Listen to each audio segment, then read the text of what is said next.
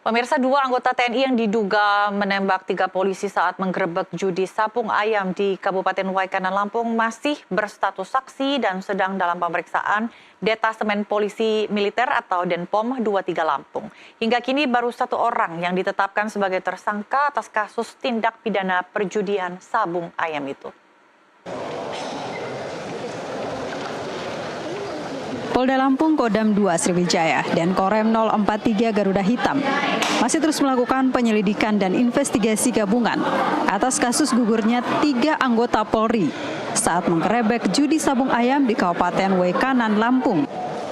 Kapolda Lampung Irjen Pol Helmi Santika mengatakan pihaknya telah menetapkan seorang tersangka berinisial Z atas kasus perjudian sabung ayam. Dalam penetapan tersebut, saksi yang diperiksa berjumlah 14 orang.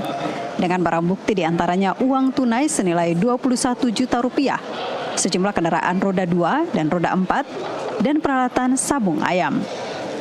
Sementara, dari kasus gugurnya 3 anggota Polri, Irjen Pol Helmi Santika menyebut tim gabungan masih terus melakukan penyelidikan sambil menunggu hasil uji forensik terhadap 13 selongsong peluru yang ditemukan di TKP dan proyektil di tubuh korban untuk mengetahui jenis senjata yang digunakan.